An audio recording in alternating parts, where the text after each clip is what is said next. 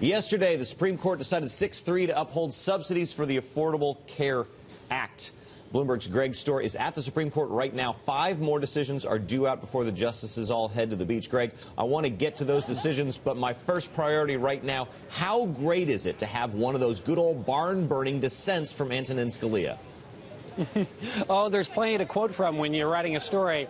Justice Scalia never minces words, and certainly when he is in dissent and disagrees strongly with the way the majority read the statute, and he said rewrote the statute. Yeah, he called it interpretive jiggery pokery, which I'm going to quote all the time for the next 5 years. What are you looking for? I've never heard that phrase. What are you looking for in today's decisions?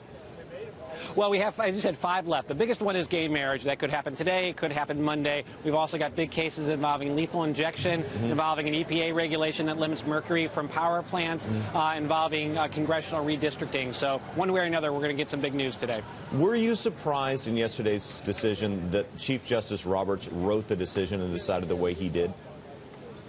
Not really. I mean, I had other ways that it could have happened, but, the Chief Justice, of course, 3 years ago backed Obamacare against a broader constitutional challenge. He is somebody who cares a lot about the institutional integrity of this court, the way it presents itself. He knows what it would have looked like had it been a 5-4 decision, gutting Obamacare with the 5 Republican appointees in the majority. So the fact that he came out on this side, I think that's what most people were guessing was going to happen. Greg, move us to today. Move us to Monday and I guess Tuesday as well, and then move us to the first Tuesday of November of next year. How will the politics of your beat change with what we've seen in the next couple days?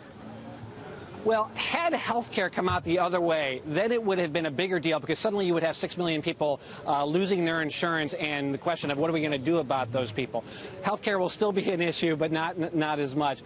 Sort of the same thing with gay marriage. If the court says we're not going to legalize gay marriage, then suddenly you have debates in all the states.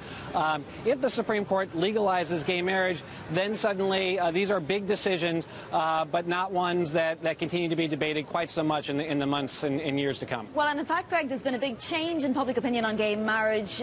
We found that 30% of people who had not really been for it actually changed their minds and now support it since last year, since that decision. Will that decision come down today, and will the Supreme Court find with public opinion? The Supreme Court is not a politically accountable branch. It doesn't respond to public opinion the way Congress does.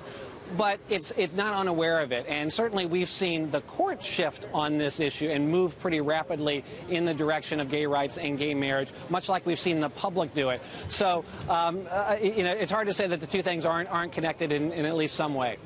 Greg, looking back over the last 2 terms, I know this term is not yet completely over.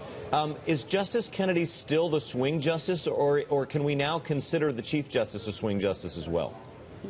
Well, this term he certainly has been much more. I guess they're both swing justices. Probably Justice Kennedy more often than not is the justice who goes with the 4 Democratic appointees. He did it in another case yesterday, a very important case involving housing discrimination, letting lawsuits go forward even without proof of intentional discrimination. So he's probably still going to be the swing justice more often than not, but certainly John Roberts is in the mix in a significant number of cases. Greg Stohr, thank you so much.